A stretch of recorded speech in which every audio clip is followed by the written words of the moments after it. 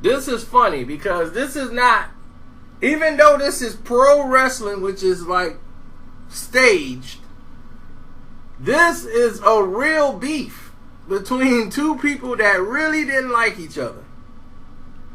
And these guys started off as friends. Like when they were doing this thing in wrestling, when Hulk Hogan started, he was the big mega star. He took wrestling from the low back alleys to the main stage where it's on popular television with cartoons and everything else. Hogan did that. He transcended the sport. The character of Hulk Hogan. You know what I'm saying, Mean Gene. The prayers, the training, the vitamins. So that's what he preached every day. He ripped his shirt off and he was Hulk Hogan. He won the match every way. He jacks up off adrenaline, does that leg drop, and the match was over. After WrestleMania 3, he became the biggest thing on the planet, beating Andre the Giant. But there was somebody who was challenging him as the most popular wrestler in the WWE. After the Ricky the Dragon Steamboat match took place, they were the most talked about event of WrestleMania 3 was Randy the Macho Man Savage versus Ricky the Dragon Steamboat. Steamboat got his revenge in WrestleMania when George the Animal Steel showed up, but a star was born. And everybody loved Macho Man Randy Savage. He was it.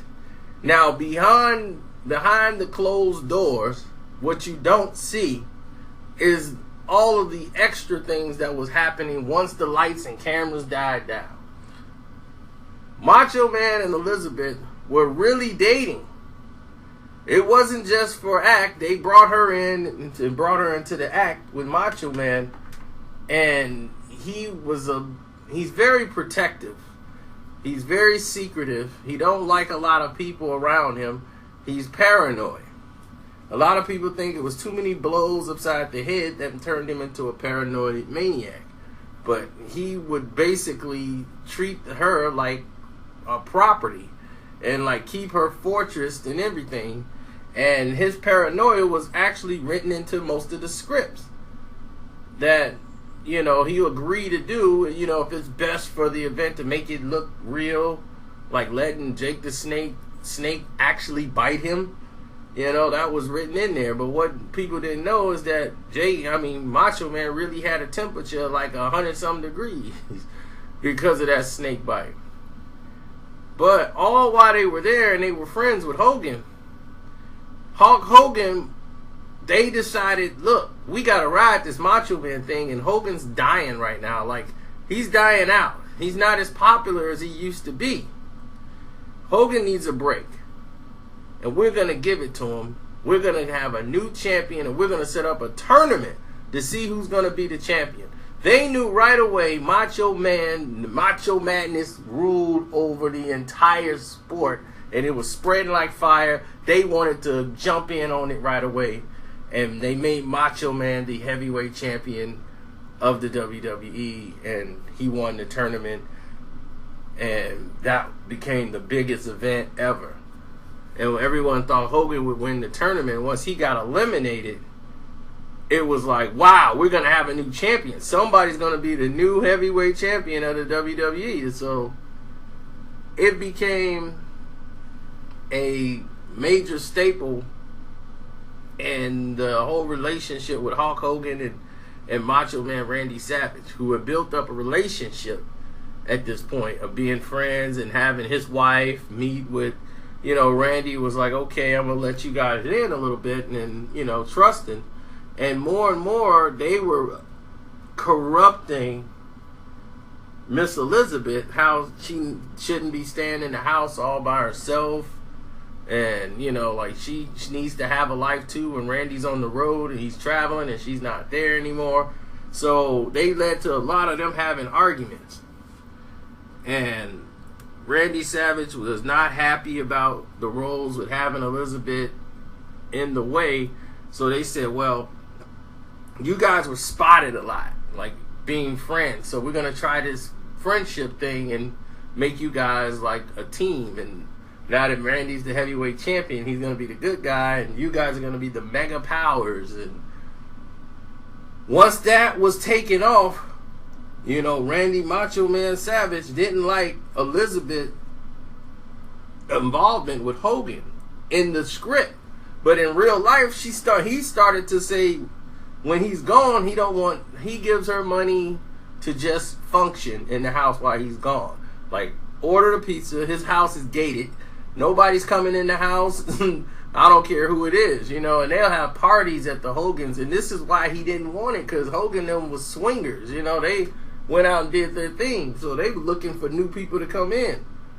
Randy, my brother, we're having something at the house, you know, Liz and I, so bring them on over. The kids and everything else they all want to meet you. So, you know, Elizabeth be all like, it's all up to Randy, and then they ask Randy, No! I said no! I'm gonna go on the road, yeah, and I don't want nobody in this house. I mean it. I don't want you going over to Hogan's. I want you to stay behind those bars, dig it? So after that, you know, she'd be like, well, I can't go. So one time she snuck out and went over there and partied with the Hogans and had a blast. Randy didn't find out about it until like later. And he refused to work with Hulk Hogan. They didn't even speak. And they had to have a meeting. They said, okay, look, we're going to have this thing blow up. And the mega powers and all that, we're going to have a big blow up. And then this thing is over. And Hogan's like, I don't know what he's freaking out about. Like, nothing happened at the party. Like, she came out, she had a good time. It was sandwiches, you know, and the kids were there, you know, it wasn't like a wild, crazy party. And she went home. He's like, what is he upset about? He's upset because she went out. And Macho Man wanted to really have a fist fight with Brian Sags and Brutus the Barber Beefcake. It was like, are you kidding me? Over this? So Randy started talking to the only other friend he had in there, which was the Ultimate Warrior. You know, he talked to him a lot, and he spoke to him about it, and the Ultimate Warrior was basically telling him, like, look, that's Hogan. That ego and everything about him, and, you know, all of his stuff that he does, you know, that's Hogan. 100%. So don't look no further but to blame him for the entire everything that's going on. So Liz is starting to feel that itch to go out because she has such a great time. So her and Randy are arguing and fighting and all of this stuff going on behind the scenes. So they're getting ready to split up. You know, and the living arrangement wasn't right. So Randy, you know, they had a talk, they worked things out, and they got back together. Now at this time, she's managing Hogan. And they wrote that in the script. She's got to manage Hulk Hogan, and they're going to do this match. So Randy came and, like, told Hogan, look, I overreacted. Let's try to get this going. You know, let's finish it. You know, so they do the match, and everything went to perfection. Hogan won. He got the belt back. And they told Randy they were going to find another title or something for him. He was a great champion and this and that, and he might be champion again, you know, down the road. They just wanted to pass the torch back to Hogan so that Hogan could get back, and that's why they put him with Macho Man so he could, you know, revamp Hulkamania. And now Hulkamania is back rolling. Let's get Hogan back in there, and let's roll with that. Then when he fades out, we know we can give the belt back to Randy. Now, here's the issue. Macho Man and Elizabeth's fighting is getting worse and worse. So they're writing scripts where Hulk Hogan and Macho Man are not combative anymore. They're trying to write that off, and they got Jake the Snake Roberts and with Macho Man. And they're starting that feud. And then during that time is when a lot of turmoil behind the scenes with Elizabeth, after they had just patched things up, she's becoming more rebellious. She's fighting back on a lot of the issues that she didn't used to fight back on. And he still blames Hogan for this. So even though, Hogan declares they're going to sit down, they're going to talk things out, and things are going to work out, and they're brothers, and they try to apologize to him because she kept going out, hanging out at the Hogans. And going to a party, and, Randy's losing it. And he don't want to hit her, He never put his hands on her, but, he's a threatening person, just like he does in the wrestling ring. It was just like that at home. He was, that voice isn't fake. That's Randy Savage's voice. You gonna listen to me? You're gonna obey me. If you're gonna disobey me, there's no need for this to even go any further. Yeah. I'm out. Gonna have a beer, and when I come back, you better be in this house. Yeah. So after that, she's like, well, forget your threats, I'm gone. So she's out hanging out with Hogan them. Then Hogan tells Vince Tunney and all the rest of them, and Vince McMahon and all them, look, I think Randy's losing it, brother. I mean, I tried to reach the guy, but something's not. All the screws are and the wiring is all off, So, I think something's a little off with Randy. And, big problems ensue because the Junkyard Dog, he felt Hulk Hogan was the reason he had to leave the WWE. Because the Junkyard Dog wanted to get paid, and Vince McMahon and Hulk Hogan didn't want to give up a spot. And he was like, Junkyard Dog wanted a shot on the big stage against Hulk Hogan for the title. And they basically told the Junkyard Dog that he's expendable. And the Macho Man didn't like that, the way they handled the JYD. So he never really was okay with that. Because he is like, people love the Junkyard Dog. Why would you do that to Junkyard Dog? And this guy's been with you for so long, and he made the circuit popular. Got the people in there, and you never really had anybody from color that really transcended over since Coco Beware.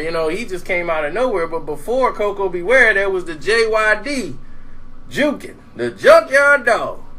And when Junkyard Dog was like, I'm going over to WWE, I mean, the WCW, everybody was blown away. Like, the Junkyard Dog is leaving the WWF? Like, this is the big stage. This is the big show. And he performed well. But there was different things happening. And when they had the fact where they actually got married, Macho Man proposed to Elizabeth because she was going to leave him. And he did that in an effort to save the marriage.